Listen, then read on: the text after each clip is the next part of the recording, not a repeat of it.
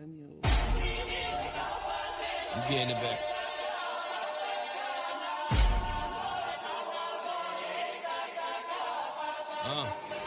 See me and all my family. Don't buy the bullshit you're talking about.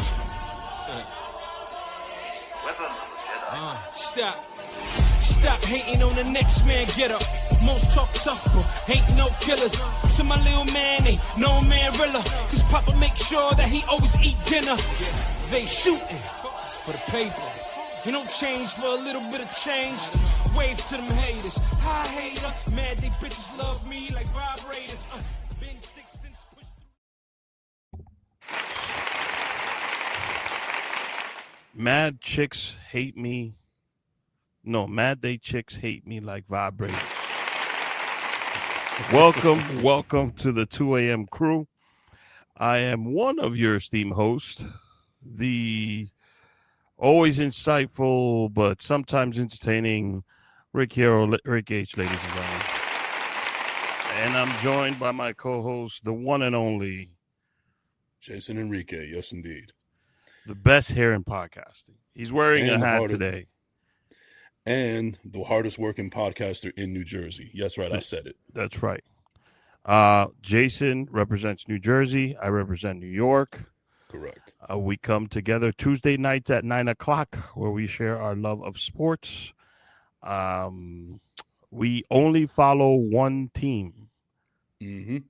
And we had several discussions. Probably the best year of our lives for that magical team.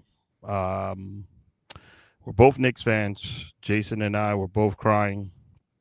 It was a memory that's going to last a lifetime. Absolutely. I got a ton of Knicks paraphernalia right behind me. I got the championship hat up there. I got two other championship hats down here. I got my Tops Now championship cards with a limited print of OG and the trophy. I have, what else do I have? I have a couple championship T-shirts upstairs, and it's not the last of the merch that I will be buying. Mm-hmm. Yeah, I mean, this is the first time in a long time that I feel comfortable wearing and buying Knicks merch. And finally, I have a reason to spend money on sports merch that is not the Jets because they don't deserve my damn money. Yeah, I stopped buying merchandise for the teams that I root for. The only one I religiously bought was every year, opening day, baseball, I buy a new Mets hat, right? Makes sense. Yeah. Yankee fans probably buy a brand new T-shirt, brand new hat. Everybody does that. It's a long season. Some of that merch gets worn out.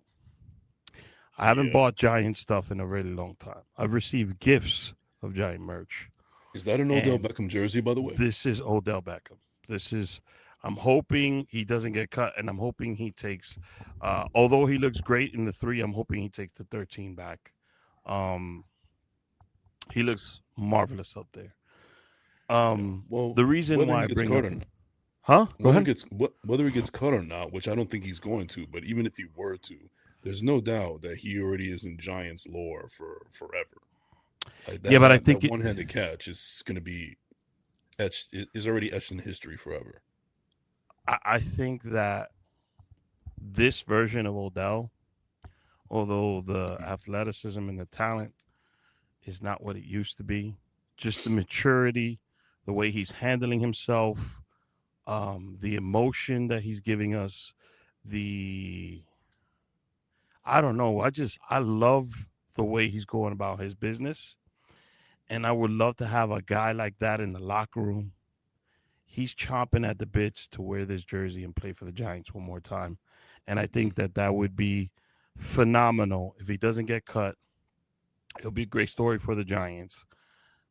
Tremendous upside as far as like what he's done. And he'll be able to mentor Malik Neighbors, give advice to Dart, Scadaboo, young guys just like him.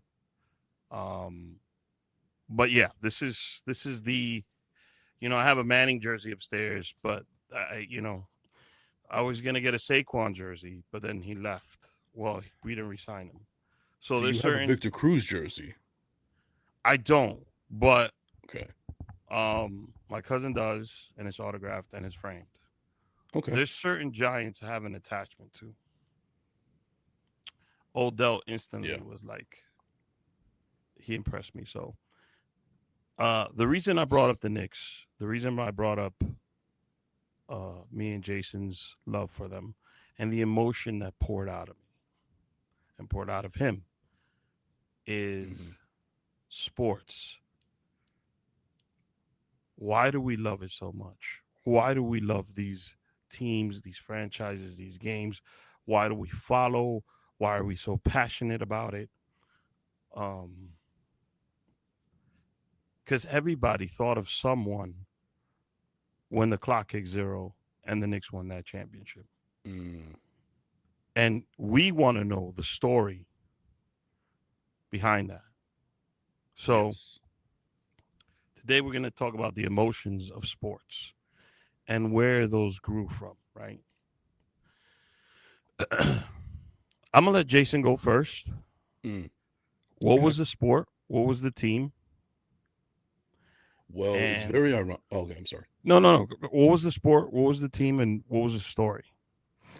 Yes, so it's ironic that we're talking about the Knicks and the championship because a big reason why I was overcome with emotion was not only did I finally see my basketball team win after years and decades of dreck and just embarrassment, but this was the team that actually I got into sports in the first place, and a big reason was because of my father. And one thing that kept on playing in my head was the fact that I wish that my father was here to celebrate the championship with us.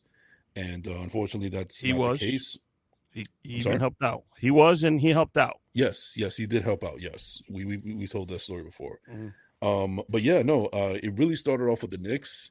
I just remember that this is one of the times that I really got to spend some time with my dad as a kid because he was working all the time, and he would come home and eat dinner and play with the kids a little bit, and then afterwards he just wanted to watch his sports. And my brother and sister were just, they were still very, very young at the time. I was just old enough to understand what sports was, and it was the Knicks, and it was Patrick Ewing and Oakley and Mason and Starks and Pat Riley, and it was just electrifying just to see it on a TV screen. I could imagine what it was like being at the Garden back in the 90s. But that essentially got me into it. And in the summer of 96 all the way to 2000s, because even though I was born and raised in Jersey, I spent a lot of my teenage years in Florida after my parents had split. But we always came up here for summers, every single summer while we were still living down there. And one thing that my father did a lot when we came over here for the summers was go to Yankee games. And it was a perfect time during the late 90s with the Core Four and all those championships. And they were just the most dominant baseball team at the time. And football, basically, I never really got into football until much later. I always used to say that I was a Jets fan because my cousin Renee, who I looked up to as a big brother at one point in my life, he was a huge diehard Jets fan, still is to this day. And I was just basically going whatever he was going for. But it basically got solidified when I was in Florida, and it was the Monday Night Miracle against the Miami Dolphins, where I felt like, as a fan, I got to have the last laugh being in Dolphin Land, and that solidified my fandom as a Jets fan, and kind of regretted it ever since. But I always keep on coming back to that. It'll pay off. Yeah. And then the Devils, I mean, it's funny because my father was a Rangers fan, and we did like hockey, but he never took me to Madison Square Garden to see a Rangers game, but he was always able to get free tickets somehow to Devils games. So we went to a lot of Devils games growing up in this 90s where they were pretty much a solid team with Lou Lamoriello and so on and so forth. So that solidified it, and that was really was Marty Brodeur on those Devils? Yeah. Absolutely, right? Yeah. Okay. Yeah, Colin White and Grant Marshall and all those guys were still there. Ken Danico, who I actually got to see again this past weekend. Shout out to Don LaGreca and everybody at the Southfield softball game this past weekend. But yeah, no, that was, and they had the New Jersey Nets at the time, but they weren't really looked at as anything. It was like, when it comes to sports in Jersey, like, it's always going to be the New Jersey Devils, because that is our number one team that we've had here that really belonged to us. Other than that, we just root for New York sports, and I feel like I know a ton of I know a ton of Knicks fans a lot more than Brooklyn Nets or even New Jersey Nets fans still to this day. It's funny. We have a very similar story. Although I didn't watch Knicks games with my father, Mm, I grew up in Washington Heights, and right. basketball is everywhere. And the school I went to, Incarnation School, which sadly closed down this year, it was like a big thing. It was a Catholic school, CYO. The game itself, I fell in love with the game itself, playing the game, watching the game. It was beautiful, and it was competitive, and it was passionate, and everyone from Washington Heights that plays basketball has that same mentality, that same gritty, uh, outwork the person, play every day, go to the park, practice as much as possible. And as a kid, I tried to make the team several times. Mm, Um, and the last year in the eighth grade, before I graduated, it was down to two people, me and, and another friend of mine, and it came down to free throws. He made one more free throw than I did, and he got the last roster spot. mm, So it really was the game itself. Now, everybody was a Jordan fan. I see people till this day now that went to Incarnation with me that were Chicago Bulls Jordan fans. Now they're right. Knicks fans, right? I'm gonna let it pass. I'm gonna let it pass. Uh, John Starks, Patrick Ewing, Anthony Mason. Coincidentally, I had all three of those jerseys. Charles Oakley. Nice. Just the way that they played.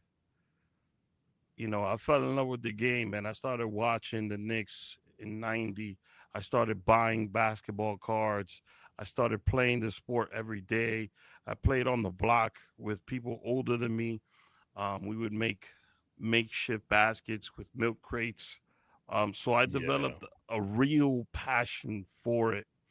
And the Knicks were always close. What you guys see in the playoffs now was Mm-mm. almost every year in the '90s. Yeah. So it was easy to root for them. My family is Dominican, predominantly a baseball background. Most of my uh, uncles, before they got Dominicans in Boston, were Yankee fans. Um, except for my one uncle Martin, he's always against the Yankees, and then my uncle Bartolo, he loves the game and he appreciates teams. I don't think he has like a strict fandomhood for a team, but he could sit there and tell you, "Hey, this team's got it. This team doesn't."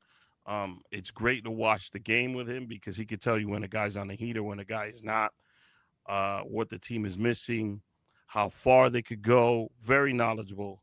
His son, Emmanuel, um, he got that handed down to him. And Emmanuel's always been a Yankee fan and a purist, and he's always loved that team. Now, I rooted for the Yankees in the '90s. So if you dig hard enough, you will find me wearing a Yankees hat during '96, '95. Because I've said this before, I've never shied about it. Right, I right. like the way Donnie Baseball went about the game. When A Rod came up, that was my guy. There were certain players around the league that I really liked, and I really loved Bernie Williams. I loved Tino Martinez. I loved the way Paul O'Neill played the game. Posada, uh, Mariano, Jeter, the collective group with Tino that team, Martinez. all of them, I loved the way they played the game. Something happened in 1998 for me where, and that was the best season for the Yankees. Hmm. I was rooting for them, but I never saw myself as a fan of the Yanks. Mm. Um, and I started to see this shift, like the entitlement, and also I think that was the year Bernie was about to become a free agent, and I didn't like what they did during his free agency. He was almost a Red Sox, so that rubbed me the wrong way. Um, and then my uncle Carlos has always worked for the Mets. I would have a ton of Mets gear. Ron Ventura is one of my favorite third basemen. He ended up being on the Mets in '98. So I started to shift my focus and watch the Mets. And you know what? I fell in love with the underdogs. I fell in love with the way they play. I fell in love with the way the city gets when they win, when they're on a hot streak, when they're rolling. 2000 was magical for me because I got to see the Yankees and the Mets in the World Series. I mean, the U.S. probably didn't care about that World Series, but it was great to see both teams going at it. And I love the way the league is when both teams are great. The treatment of some of the players, my distaste for some of the people in the front office, and I ended up being a Mets fan. Okay. I didn't discover football till later on. And I can tell you exactly how it happened. I was going to DR, and I had a couple bucks, and I needed something to do on the plane. So I bought a sports magazine, and it happened to be a football magazine. And I didn't know anything about the sport or anything like that. And I read the magazine. It was one of the first times I went and read a magazine back cover to cover. And I knew that we had two teams. And I was never, again, a bandwagon type of guy. Right. So when the first Super Bowl that I ever watched, that I went to, the first Super Bowl party ever, it was the Ravens versus the Giants. And I've said this on the show before. And we lost that one. So that's how I became a Giants fan. And then just, I fell in love with Strahan and Eli Manning and just some of the players on Coughlin, some of the players on the teams for those years. And that solidified it for me. So the Rangers, I was going on a magical run in '94 with the Rangers and the Knicks. And I can't say like I'm a super hockey fan. I do watch the Stanley Cup playoffs. And the Rangers is my squad. Do I watch every game? No. I'm not there yet, but I'm building that relationship with them. So that's what sports is to me. It's an investment of time, emotions, memories, and moments for me. And that's why I love some of these games. Like, sometimes family plays a role into it, like baseball in general as a sport.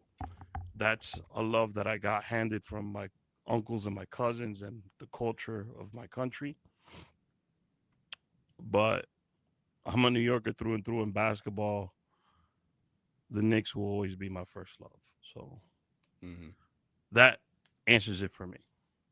There you go.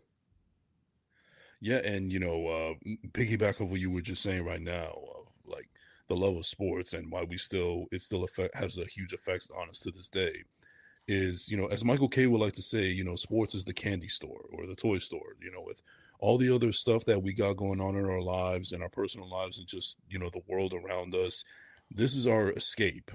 Everybody has their escape. Some could be for movies, it could be music, it could be some kind of art. And we have those as well, but I think ultimately, like for us in this space, it's sports. Like we could focus on our teams, whether good or bad, and it basically just takes us out of the dreck that is like everyday life, whether it's our personal lives or just the world around us. That's always in a turnstile, and this just kind of is our escape. And it's amazing how neither one of us were really gifted athletes to a point where we could have been professional athletes, but we still found a medium to still show our passion for sports, which is what we're doing now on this amazing show that I'm very, very proud to be a part of. Yeah, and it also brings people together, right? There's no bigger example than the Knicks championship. Yeah, I mean, I went to Mexico and I had random strangers in the airport conversations with them. They were Knicks fans, telling me where Yeah. they were when Game 4 happened, how they felt when it was official that the Knicks were champions, how long they've been fans, where they were from. And I'm talking about one of the guys was from Illinois. The other guy, not even New Yorkers. The other guy's from down south somewhere. I forgot from what state. Oh, and then the other guy originally was from New York, but now lives in Florida. Hmm. So it's amazing. And we're about to go into football. The reason why Yes. football is such an attractive sport and such a big event is because it happens once a week, right? Hmm. You go around your week trying to figure out how your team's going to do with that upcoming opponent, what injuries are happening, how some of your guys are looking. Is it a must win week? Do you got to get this win? Because again, not only is it once a week, but there's only 17 games that are played. Right. So it makes every game even that much more important. Hmm. Along with that, we have um, it's different than the other sports because you know I live in New York and I know Green Bay Packer fans, I know Steeler fans, Cowboy fans, like from everywhere, Same. and they'll go to a bar where the bar is dedicated to showing their team's games. Um, and that's where they'll congregate with people that they love. Yeah. Football has also given us something called fantasy sports, Yes. which has been around quite a long time now. The current league that I'm in, it consists of 12 people. I've Mm. known those 12 guys. They're either related to me or since elementary school. And we've had this same league for over 20 years. And it's always around this time we always start texting each other, checking in with each other, getting ready for the draft, getting excited for the season. So it does something, sports. And football to me, very similar to soccer or football in Europe, they do it because it's all eyes. The way the games are made or put together or the season's done, all eyes are effectively on that for that game, for that day. And I think that that's fantastic. So yeah, it's a tremendous tool to have. Um, and this is an important week for us. Yeah. And also, just to piggyback on what you were saying about, it's a week to week thing. Depending on the team that you root for, whether they're a good team or a bad team, because at the end of the day, as the saying goes, any given Sunday, anything Mm-hmm. could happen. A game, the outcome of a game could really have an effect on the outcome of what the rest of your week is going to look like. I mean, as a long suffering Jets fan, whenever we have like a dominant win, even Mm-hmm. when we're not making the playoffs, it puts me in a much better mood for the rest of the week. And then Oh there yeah. could be games where we lose to the Buffalo Bills 43-10, and that'll just ruin my week for basically for the next 6 days up until the next game. And it's really funny how that really can dictate the outcome of your week and how you're going to be, carry yourself. And we also revert back to podcasts and radio shows and everything for as our form of therapy. I Mm-hmm. mean, one of the things that I'm very grateful for as a Jet fan is that I still get to hear Joe Beningo rant and basically rave and about how much the team sucks and how much like we're just a disaster and a disgrace. And I'm just like, yes, thank you. I know exactly how it feels. So Mm-hmm. it's at the end of the day, it's a form of therapy, and I don't think that we would just spend as much time on it as we do if we didn't love it. So now that you saw the Knicks win a championship, Yes. out of all your squads, which one would you like just to see win consistently and be contending? Not even a championship. Hmm. Which one would you like to see turn the corner around finally and And I know this is a teed up question because your answer might be, but let me I know. mean, yeah, I mean, it's pretty obvious. It's the New York Jets because now with the New York Knicks winning the championship, the New York Knicks are the New York Jets are the only team that I root for that I have not experienced a championship with. I've got Wow. to finally experience it with the Jets. I mean, with the Knicks. I've experienced it with the Yankees plenty of times, and I've got to share it with the Devils as well. Hmm. So basically, the Jets have never given me a championship to celebrate. We haven't even got to a Super Bowl to lose. So I would love to see it turn around. And at the end of the day, football is my favorite sport. It's the one sport where I feel like I could watch any game that's not my team and still have some takeaways about it. I'm more knowledgeable about it. When it comes to baseball and basketball and hockey, I'm just really focused on and honed in on my teams. But with football, it's a much bigger universe for me. Hmm. So with that being said, and football being my favorite sport, and also starting in my favorite season, which is the fall, yeah, I just wish that it would be the Jets because, it just basically round out everything. And Would you give up this Knicks championship for a Jets Super Bowl? hell no, hell no. I would give up if I had to give up a championship. I'll give up two. I will give up the Yankees 2009 championship, That's a and tough one to give up. But go ahead. I understand that, but it doesn't have the same weight as it did with the 90s.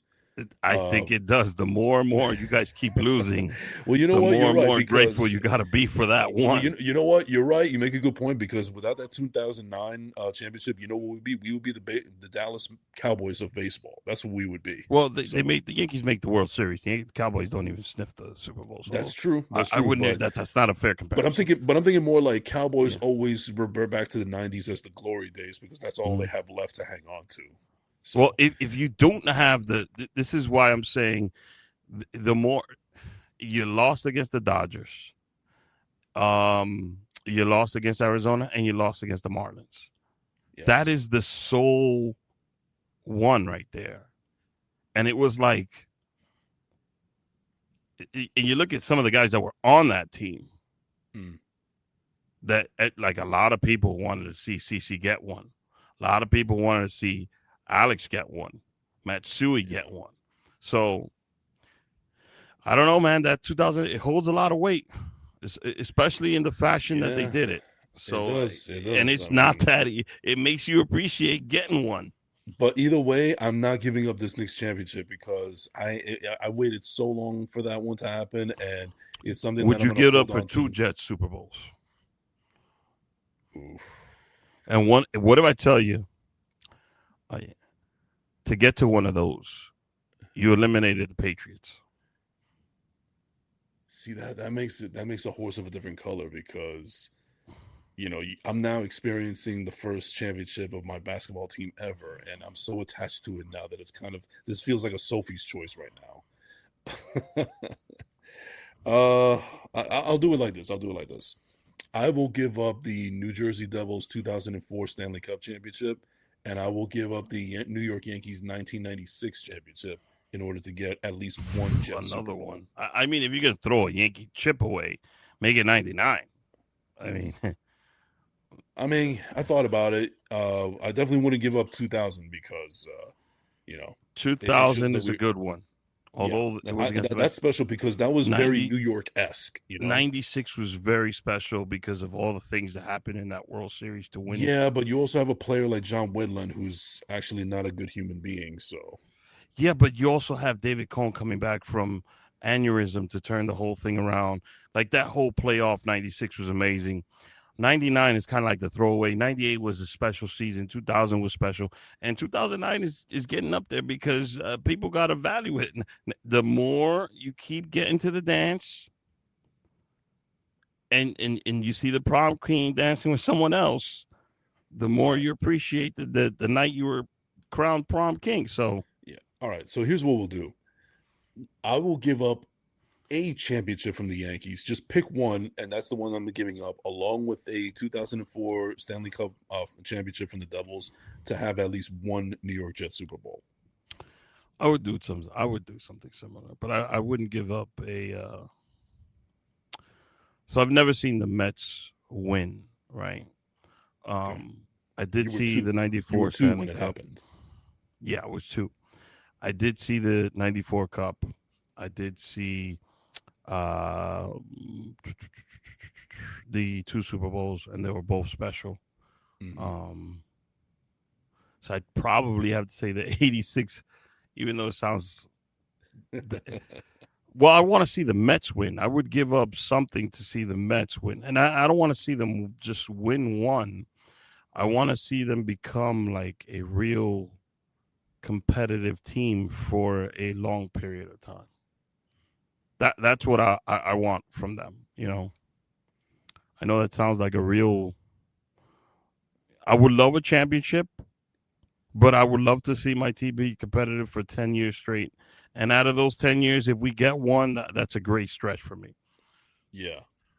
What's crazy is that I don't know why I did this, but I was born in 1986, and I was thinking to myself, when I was brought into this world, what if by some for argument's sake, what if I started rooting for teams that won championships in 86? And if that were the case, then I would have been a Boston Celtics fan, a New York Mets fan, a Montreal Canadiens fan, and what about NFL? I would have been a Giants fan. That's a good choice right there. 86? Yeah, we went 86 and 90, right? Yeah, 86, 90, Okay. 86, 87.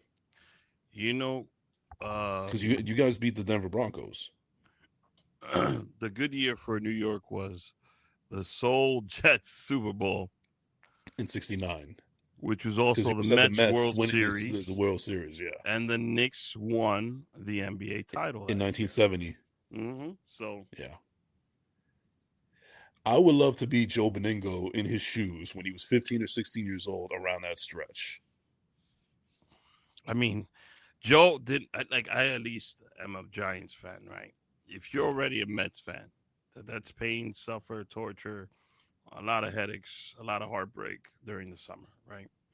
Then you head into the fall, and you're kind of getting the same thing with the Jets. Um, and then the Knicks. People forget the Knicks suffered for we've gone over this at nauseum, how bad they were since the last time they were in the finals in '99. Because it wasn't. Yeah, they had a couple decent seasons afterwards, but since '99,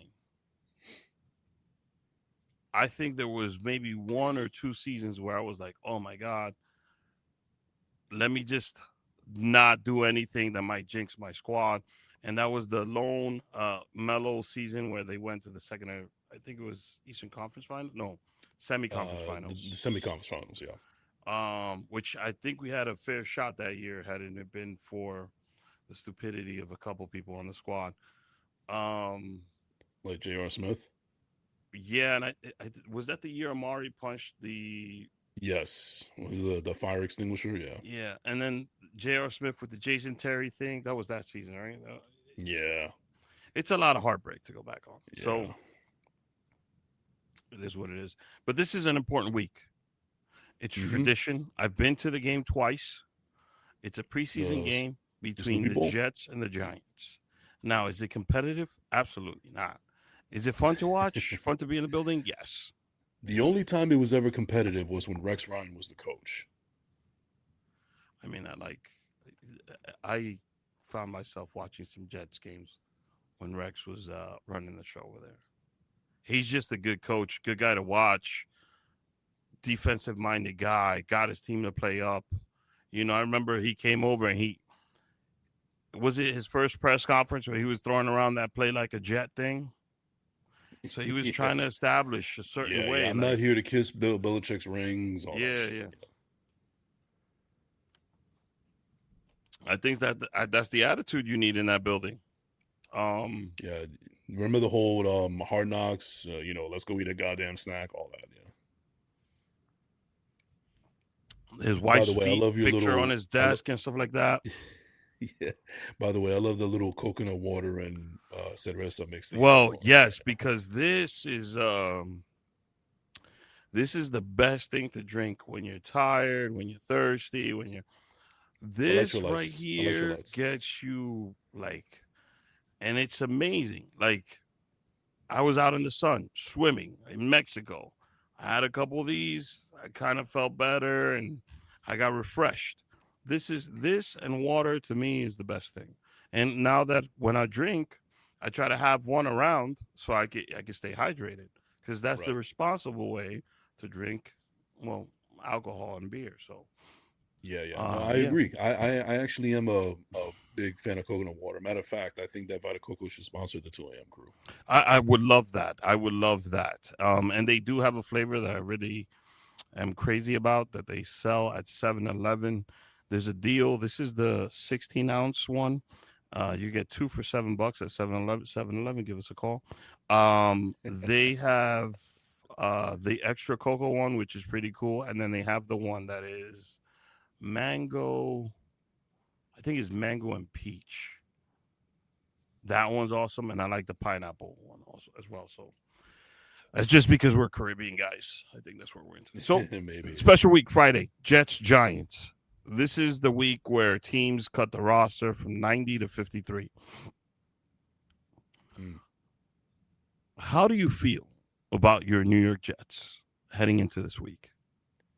What do you need to see from certain guys to stay on the roster? Who are guys that you want to see cut already? Mm.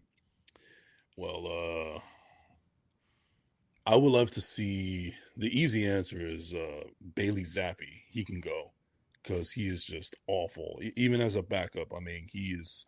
God forbid something happens to Gino, and Yeah, whatever the that's case 2 may weeks be. in a Like, row you bash this man.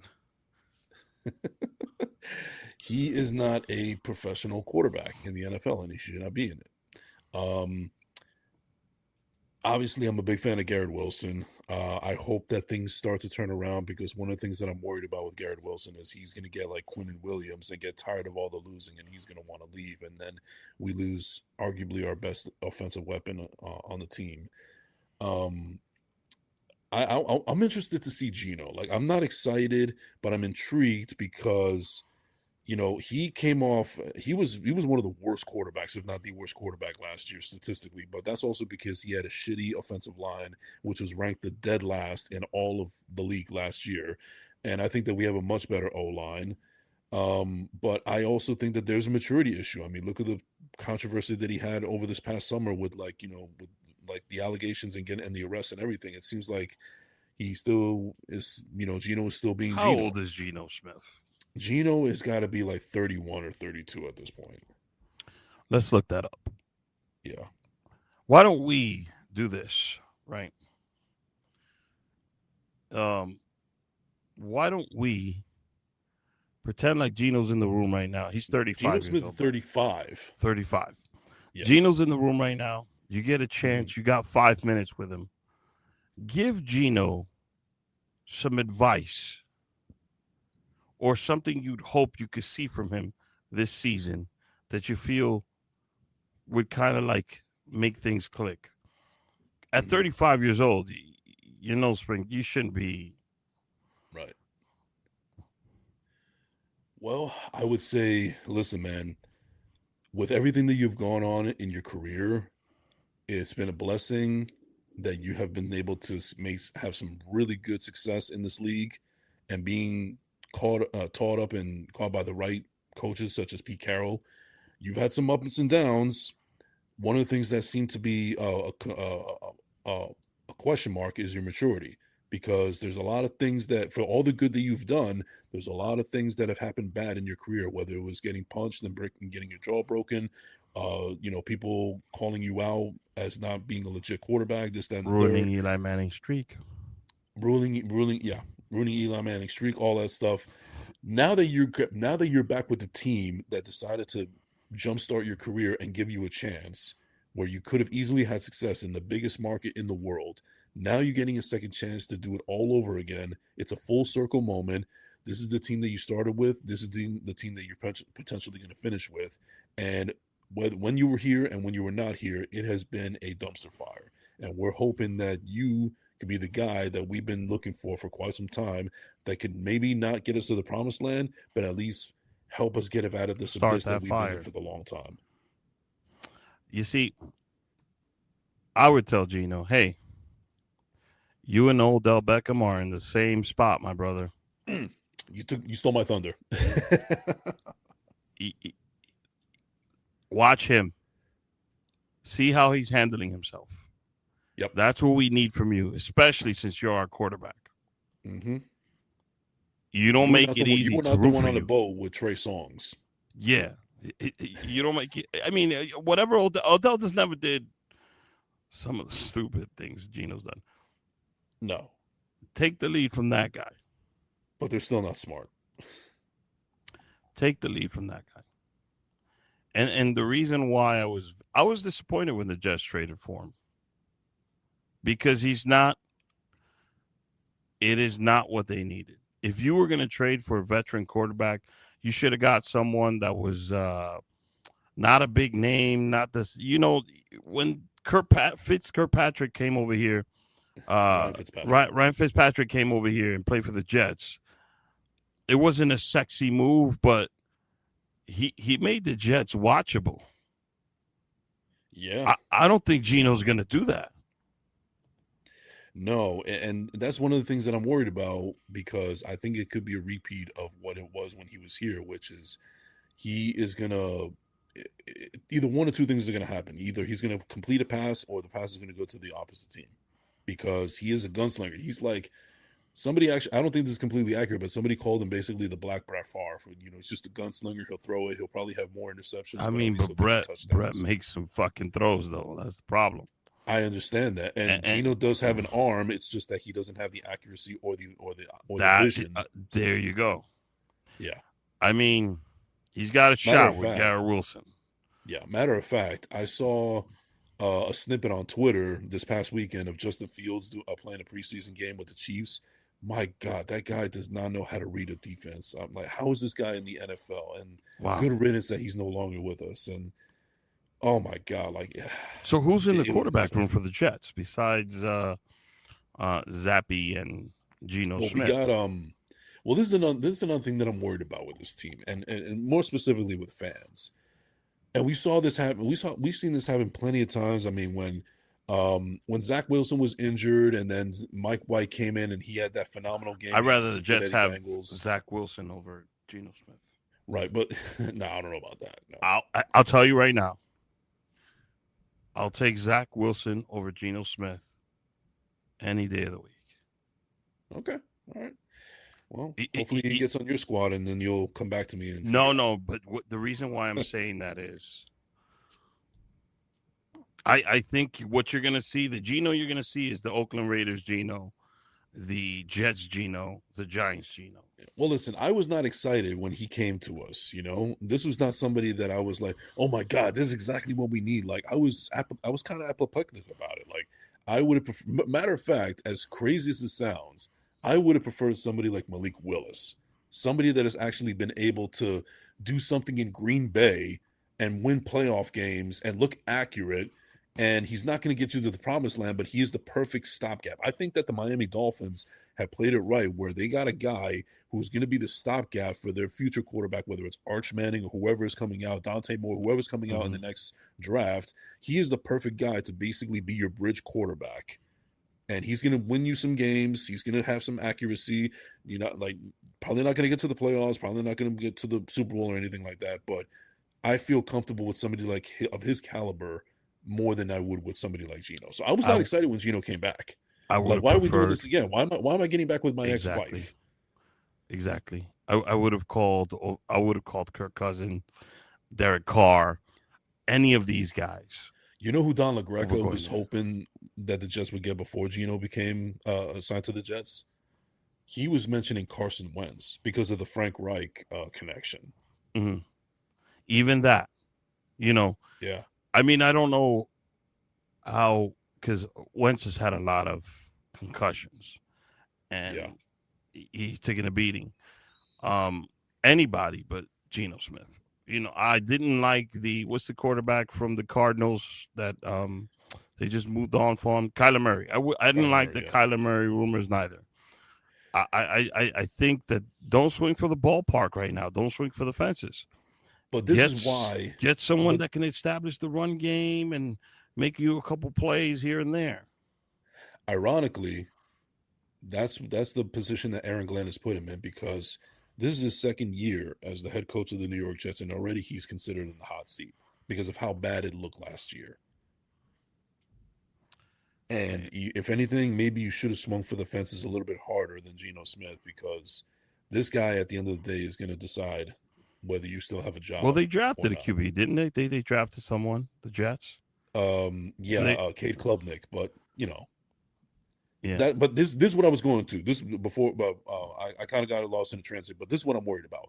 The minute that Cade Klubnik starts looking good in a preseason game, or if Geno can't, which might be this Friday, because he's gonna get some reps. Yeah, for sure. But here's the thing. We've been so starved and thirsty for a quarterback that even when we have the smallest glimmer of hope, aka Mike White, who had that amazing game against the Cincinnati Bengals, we're all of a sudden thinking like, this is our next franchise quarterback. This is the guy that's going to take us to the promised land. This is going to be the next Joe Namath. Da da da da da da. Like, let it play out. We can't anoint Cade Klubnik already the Broadway Cade, Joe Namath Jr. Just because he's looking good in preseason. That's how bad it's been for us fans that we're dying and we're thirsty for just anything of an inkling of a competent quarterback. I get what you're saying, but I think Jets fans, with the Mike White situation, I don't think they were saying, hey, this is the next Joe Namath. No, trust me, bro. I know a lot of Jet fans that were thinking, this is the guy. We need to get rid of Zach Wilson, even though we drafted him second overall, because this guy is going to get us to the promised land. I think this guy gives us a better shot at winning games. And I think that's the way you have to view it. You have to sit back and analyze. It should be a quarterback competition. You should have brought in some vets. You should have made a deep quarterback room in there.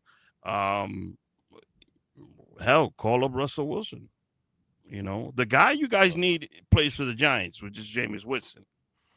I'd rather have Winston over. He's a gunslinger too, but Winston can win you some games. He's proven it, and he's a good clubhouse guy. Like he can bring. And that's another thing about Geno. Geno doesn't come off as a leader. Yeah. I mean, the guy got his jaw broken because he didn't pay back somebody $600 or whatever. But even around that, they didn't seem like they rallied around him. That's why they were still able to have a magic year in 2015, even though they didn't make the playoffs. Because for all the faults that Ryan Fitzpatrick had, that dude was a leader in the locker room, and he was able to gravitate towards the players, or players were able to gravitate towards him because whether his talents were limited, he still showed prominent leadership, and that's why he was able to last in the league as long as he did. Now that we're getting closer, I asked you this earlier, and you said that the Knicks winning makes it easier, to watch these games. Yes, yeah. And I've known, similar to you, what it's like when your team is already out of it by Halloween. Realistically, are you ready for this season? No. Is there something that makes you excited? I mean, obviously, besides watching the newness to the season, watching the first few games, watching game one, seeing how it goes, are you long-term in this season about the Jets? Is there anything that excites you? The possibility that Aaron Glenn was going to be out the door. That's really all I'm looking forward to. This is a sad state of affairs that I'm at as a Jets fan right now. I'm a person that is not for tanking. I hate tanking, but I'm basically not having any expectations because I don't want to set myself up for disappointment like I have in the past year. I have been brought down so many times that why would I think that it's going to change now, especially with what I saw last year? So I'm just going in this season with no expectations. And even if they have a solid year where they win 7 or 8 games, I'm still not going to get crazy about it because until it actually sees something. What if they win 7 or 8 games and he's coaching, they're playing hard for him, and he's not making some of the rookie mistakes he made last year? Well, then and he's got a decent handle on the team. Well, then that's fine. And at that point, it's up to Darren Muji to make sure that he continues to put the Which pieces all around him. I love Muji. Yeah. I love the way So he far, handles Muji has business. been able to hold up his end of the deal, and it has to be complimentary. All right, like it has to be a thing where, all right, we know what Muji is capable of. Let's see what Aaron Glenn is capable of. Even though I feel like I already have a handle of what he's capable of, but I want to be proven wrong. I'm tired of this head coaching carousel and always having to get a different coach every 3 or 4 years. So it should be Muji doing his job, and then Aaron Glenn does it, and then afterwards they go round and round, and just keep on going from there. You know what I find interesting? That for the last 5 or 6 years, what the Jets lacked, the Giants had. What the Giants had lacked, the Jets have had. So for the last 5 or 6 years, if we could have the Giants, the Giants or whatever, and mash them together, we could have been an incredible team. Oh Because my when the God! Jets had that amazing defense, Yes. and the Giants had a good offense and a competent quarterback, if we'd have mashed them together, who knows what could have happened? Yeah. And now you have the exceptional general manager, president of football operations, and I have the exceptional head coach. If we can mash the franchise together, I have the stud quarterback. You guys got some good playmakers on offense, although the Giants playmakers are going to be pretty good as well. I believe that, yeah. Your defense, imagine your defense with the teeth of my defense. Like, you imagine the Burns, Thibodeau, Carter, and Reese in that, replace whatever you have for the Jets with those guys on that defense. Because your secondary is better than ours. Yeah. By the way, just a real quick side note, and then we'll get back to sports. Shout out to Rick Win Herrera. He's watching us right now. Rick, yeah. I got to text him. Stop leaving me on red. Nah, I wrote what up, and then it just. Okay. I'll text him. I love you, back. Rick. I can't wait to see you in October, baby. Rick's a great guy, man. He writes great. I love that guy. Great. Him and his wife are phenomenal people. They're amazing. He did a show called It's like Dad Therapy. Yeah, they wrote one with Jerry Diaz. With Jerry Diaz, they wrote a season. He was gracious enough to put me in the. I love the story of it and how he put it together. He put a picture of me and my son in the end credits of the show on the final episode. They're just beautiful, creative couple, and I obviously will have Rick back on the show. And I have not left you on unread, Rick. That's not true. But I'll text you after this. One of the funniest things, and this is why I knew I love Rick, was I was listening to him and his wife's podcast back in the day when it was called the Winning Cloud podcast. The Winning Cloud, yeah. But I think they changed the name now. Yeah, I think they changed the name on it now, but I got to double check on that. But anyway, they did an episode. I think it was like a big milestone episode. It was like 100 episodes or 200 episodes, whatever. And she asked him if he could be reincarnated as an instrument, what would it be? And he goes, I would like to be a flute or a saxophone. And she's like, that's interesting. Why? And he's like, because I like to get blown. No, Rick's a great guy, man. Yeah. He his range is fantastic. Like, he could write comedy and he could write drama. And it's all, his writing is from his experience and the way he puts it together. This is stuff that I talk about on the Rick H show, but he's been on the show, and his wife Alexandra, and I was on their pod. This was during COVID, man, and I got to check that episode out. COVID was a beautiful time, man. I got to connect with so many great creatives during then. Like, some would be in LA, and we would be texting each other like, all right, let's line this up time-wise perfectly. You're at this point, I'm at that point. What day works better for you? When I was working with some stand-up comedians, I was shooting the show late at night, similar to the way I do this. Some of them are going on at these times, so I had to figure out a pre-record during the afternoon. So yeah, it was a wild time. But if you're a true creative and you really wanted to push the boundaries and you really wanted to get stuff done, you figured out a way to get it done. And I had some of the most interesting, like, I had Walshy Fire from Major Lasers on. I had Jesse Terrero.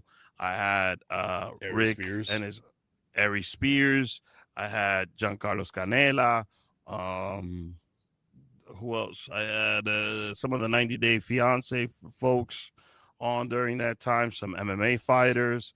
Jessica I was on the show during that time. It was great, man. I was just working every day nonstop. I woke up with two goals. Try to start a connection with a guest I'd like to have on the show and do something to work towards the show to push it forward. That was sort of the Yeah. two things I try to do daily.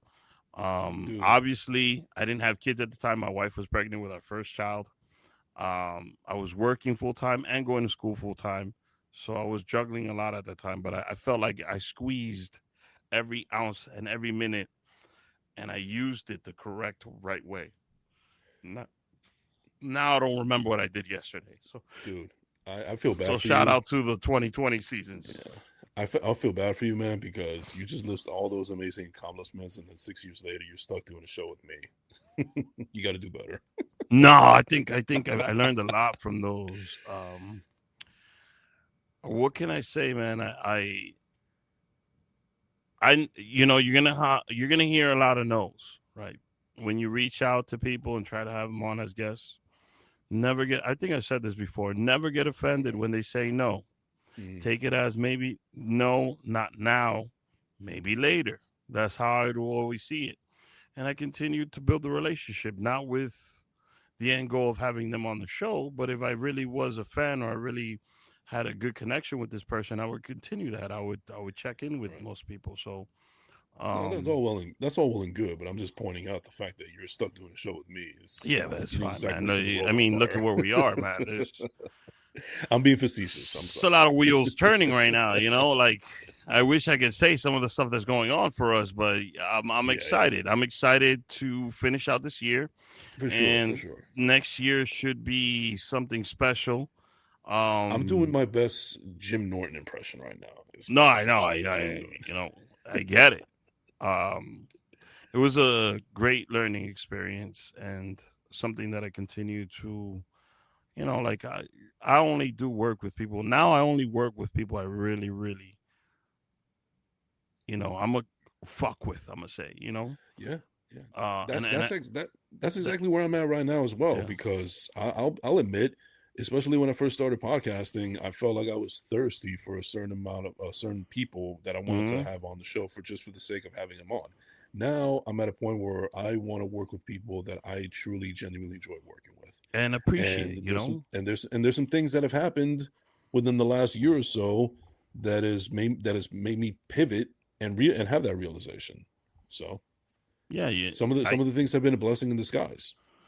Listen, I'm very thankful for those years I put into the show, but this show I know exactly what it is. I know exactly where it's going. The other show I know exactly what it is. I know exactly where it's going, and I'm only gonna put my energy and my time into people that I feel like, yo, this is a good story. Let me share it. Yo, let's do this show. It's gonna be a great time. Who deserve the time, right? I'm giving my time. Before I didn't think about this before. I was like, oh, let me try to get, let's say Brad Pitt. Let me try to get Brad Pitt on the show. If he's on my show, then it's gonna blow up because Right. fuck Yeah. that, right? I know he's Brad Pitt, but I'm dedicating an hour and a half to Brad Pitt on a time where my wife was 8, 9 months pregnant during COVID, and a lot of stuff was going on. So I'm taking time out of my day to sit and talk with him. Now I know he has more, like he's famous, cachet, whatever, but nothing is more valuable than your time. Correct. And if you're gonna dedicate your time to someone, then make it be someone that deserves your time. Yeah. And And by that's the way, a lesson and the a nugget that I will never forget. yeah, and by the way, the Yankees just lost to the Astros. Whoop de doo. Oh no. Oh no. See, what I would do is I think the Mets won. Which we talked about this earlier. It's too late. They won. They won Yeah, 3-2 against they're at 60 wins. There's 12 games under. We're back at that number 12. 12 games under 500. Too little, too So late. yeah. So before we go, because I know we're up against the clock, but I just wanted to touch on what we were discussing before we started recording when it comes to family and kids. Like I don't have any children myself. You have three beautiful children, and Mhm.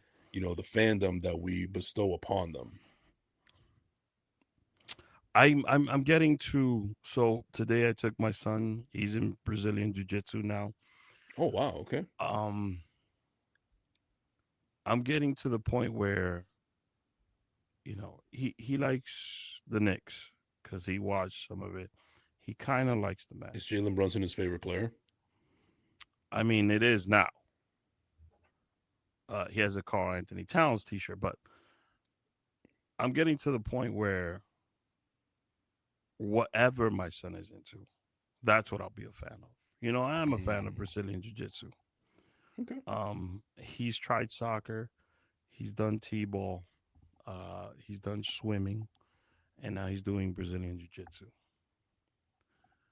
Whatever he wants to continue to do or be a part of, I'm gonna be there. I'm gonna root for him. Now, am I gonna push my teams onto him? Absolutely not, because maybe he's not. He turns out and he's like, oh, I don't really like baseball. I don't really like basketball. Mm, He enjoyed t-ball, which I like. He enjoyed he's enjoying Brazilian jiu-jitsu, and I'm just enjoying him try things. If he tries it and gives it all, and he's like, yeah, this is not for me. It's not for him.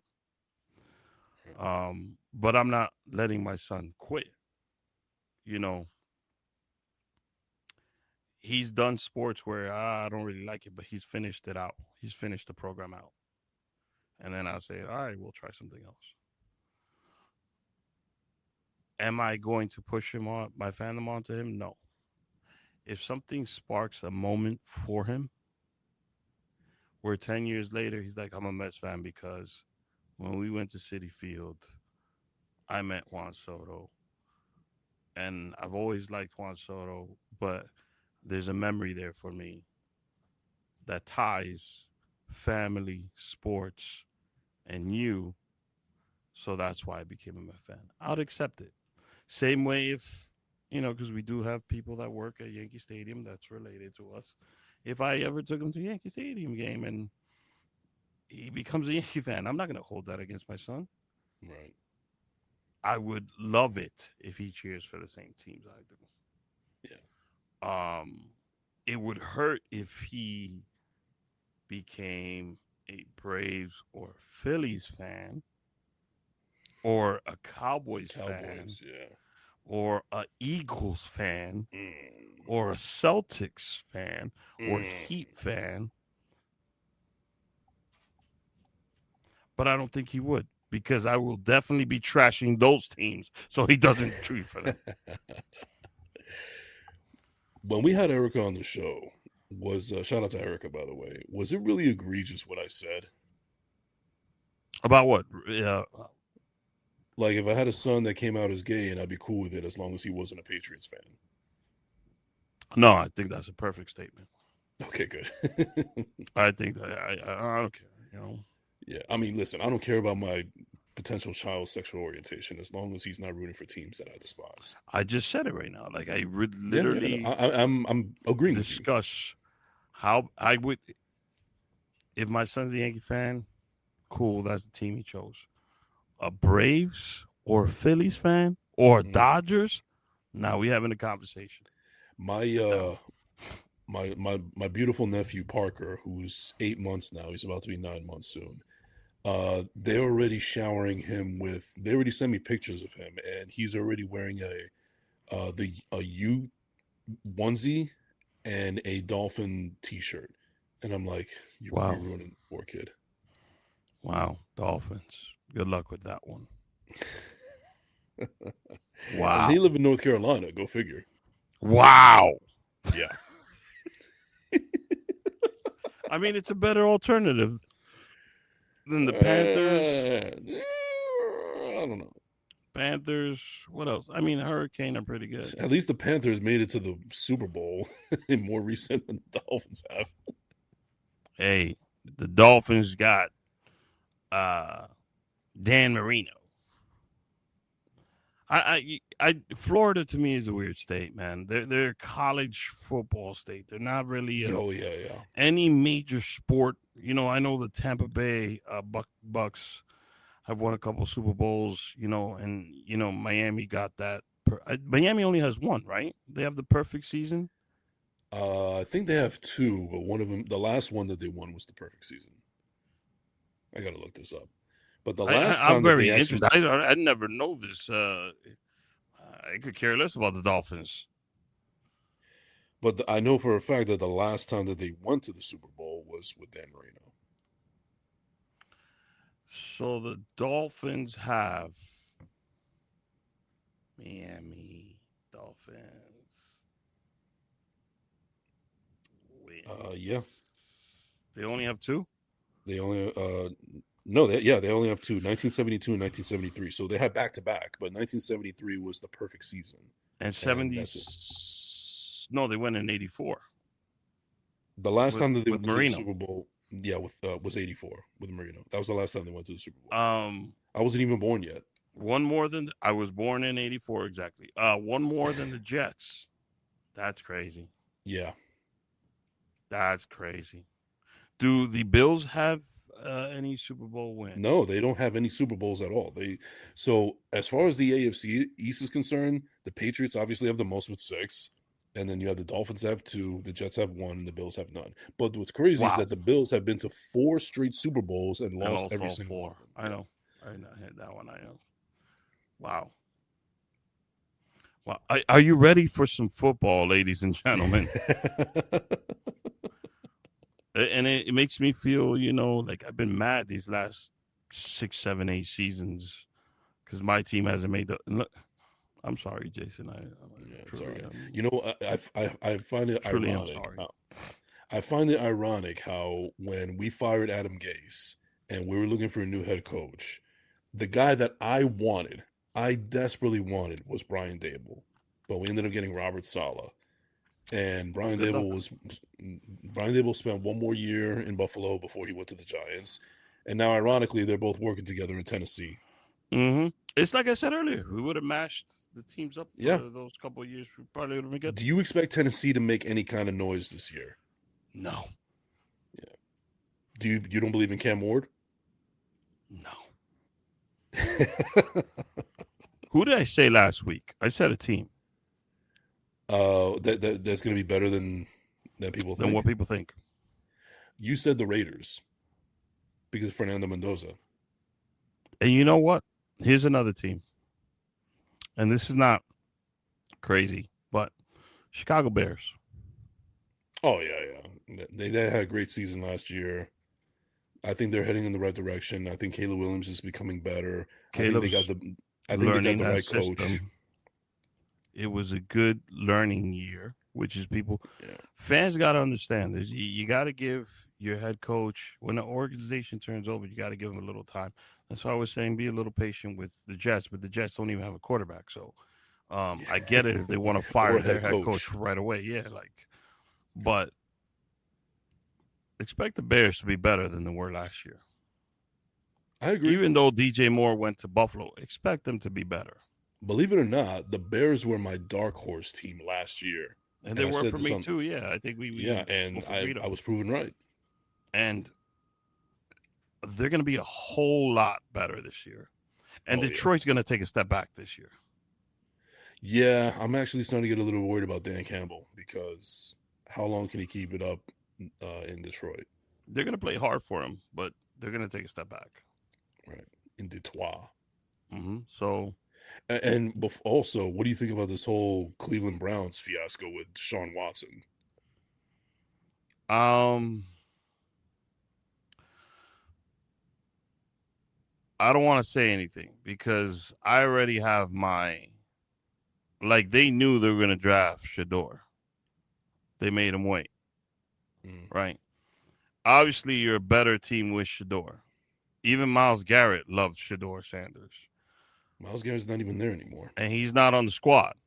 But last year, he was like publicly wanting to see the kid play. Where did Myles Garrett go again? Did he go to the Chiefs? The Rams, sir. The Rams, yeah. And Aaron Donald is thinking of coming back to line up next to him. Yeah. So what they've done with Shador has really soured me on that whole entire situation. So Cleveland, you're gonna get what you're gonna deserve, and you gave Deshaun Watson the highest guaranteed contract in the history of the NFL. Is Deshaun Watson correct? Yeah. You gave it to him. Yeah, he's already named as a starter for week 1. And that makes zero sense to me. I know. We were just having a discussion about Mike White, right? Yeah, the only logical explanation is because... No. Who gives the Browns the better opportunity to win a game? Shador. Hands down. I think Deshaun is shot, but he has that $200 million tag on him. And his fucking comments about the fans and bro, you need to humble your shit down. First of all, you got caught up in some controversy. People didn't want you in the game. Kaepernick didn't get to go back into the game. You're back into the game, right? Mm-hmm. And you're not going about business the right way anyways. You got all this money. They threw all the support behind you. And you still acting like a spoiled kid. Some people will just never learn. That's why I don't have any sympathy. Like, I was cool. I'm okay with everybody getting another opportunity, another crack at it. I was crazy. Like, I thought it was just they did a sign of faith. They gave this guy, how much is he making? Can you look that up real quick? Just so we could tell the people. Oh, Deshaun Watson, you mean? Yes. Deshaun Watson. Yeah, I'm looking up his contract right now. Never seen a Super Bowl.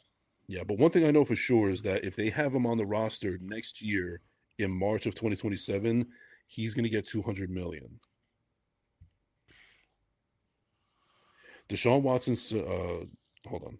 No, I'm looking at the right thing. I'm wrong. $230 million. $230 million. Guaranteed. 5 years. 100% fully guaranteed. The first of its kind. Mm-hmm. There's a guy called Patty Mahomes. Don't make that type Watson of will money. earn a guaranteed $46 million paycheck for the 2026 campaign. That's insane, man. And that franchise has suffered for years, right? Mm-hmm. You'd think they'd be trying to put the best team on the field as possible. I get you're paying this guy all this money, but he's obviously not the guy. When was the last time that and if you're going to do that, this reminds me a lot of something that the Yankees did with DJ LeMahieu, right? No, I'm not taking a shot. I'm just saying. Okay. With DJ LeMahieu, like, yes, you were paying him money, but you kept trotting the fucking guy out there. Same thing with Volpe. You kept trotting No. I appreciate what Steve Cohen did. Same thing with what's his name? The dude from Boston that came to Yankees. Ellsbury. There you go. Jacob Ellsbury. Same thing. Like, it obviously does not. I get that you're paying this guy all this money. You're going to try to put you're trying to get return on your investment. I get all that. But he obviously doesn't want to be in Cleveland. And you're also treating Shador like crap. So now Shador don't want to be there. I would not be surprised if Shador asked for a trade either this or next season. He should have been the starter. There should be no conversation about. And what the NFL is doing to Deion's son, the entire league should be ashamed of themselves. And you got a team out here, the New York Jets, with fucking Geno Smith. Right. Wow. I'll take Shador. And wow. Here's another thing that's Alan Hahn was even talking about this on the radio, where they've been reading a lot of what's been going on in Cincinnati and how there may be a chance, a long shot in hell, but still a chance that the Jets could possibly acquire Joe Burrow. No, there's a strong possibility. of getting Joe. I don't want that for the Jets because of Joe's injury history. Yeah, that's the only thing. As great as he is, he can't stay healthy a full But season. he makes you legit. He does. If he's healthy and he has a line, he makes you legit. Ever since what happened with Aaron Rodgers, I feel very weary of any quarterback playing a healthy season with the Jets. I mean, it's the Jets, man. It's you gotta sage that building. Woody gotta not go to any games and try to get into another business venture. Hires again, Leon Rose. Hire someone to run your organization. It looks like you got the guy in the building already. We'll Step see. back, step back, step back. Keep giving that guy. Let him do his thing. Give him time and great. It didn't happen right away with Leon Rose, by the way. But you Yeah. got someone. If you ask 10 Jet fans how they feel about their GM, they're all going to say, we like him so far. Yeah. We want to keep him around. And let me put this out there as well, because this has actually been an annoying narrative with the season coming up. The New York Giants will win a Super Bowl in the near future before the Dallas Cowboys will. Because there's a lot of Cowboys fans out there that are saying, hey, if the Knicks won the championship this year, there's no reason the Dallas Cowboys can't win this year or the next couple of years.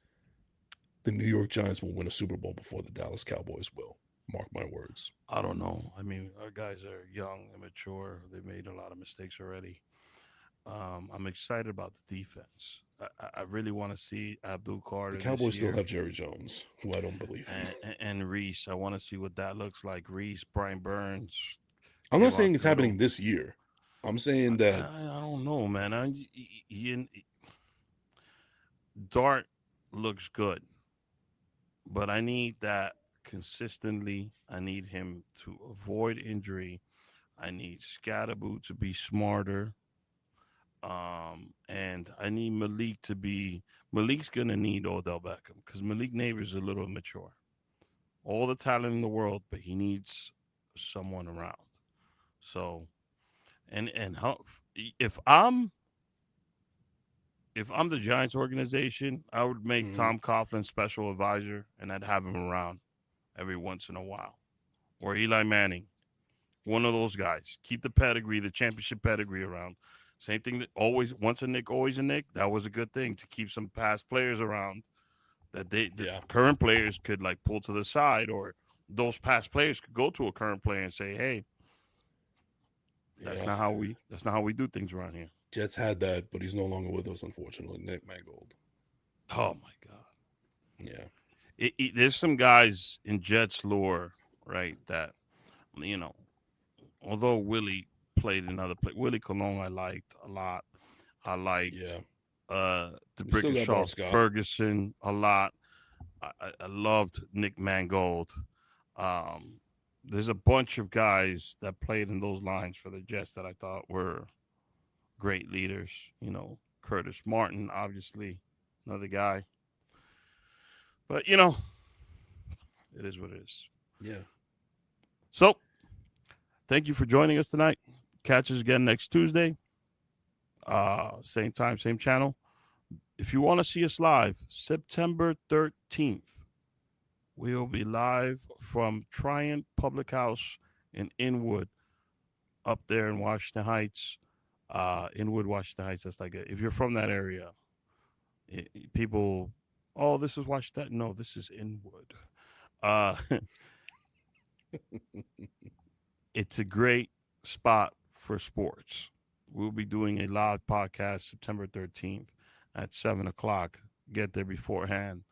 And then we're going to watch the Giants-Cowboys game right afterwards. So if you want to come out, get to know us, watch the live pod, have some fun, enjoy some food, some drinks, and watch the kickoff of the NFL season, that's the place to be at. For now, I'll see you guys next week. Jason? Rest in peace to Dolly Parton. And shout out to, I forgot about that, man. Yeah. Rest in peace to Dolly Parton. It sucks that we lost Dolly. We still have Donald. And Hayden Panettiere. Yeah. This is crazy.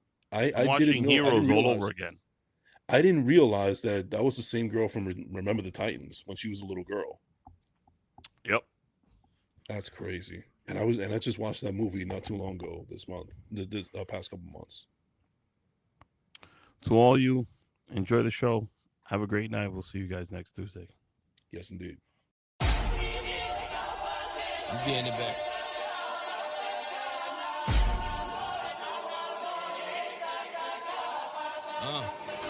See me and all my family.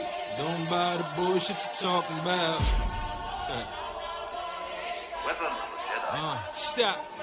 Stop hating on the next man, get up. Most talk tough, but ain't no killers. To my little man, ain't no man realer. His papa make sure that he always eat dinner. They shooting for the paper. You don't change for a little bit of change. Wave to them haters. Hi hater, mad they bitches love me like vibrators. Been 6 since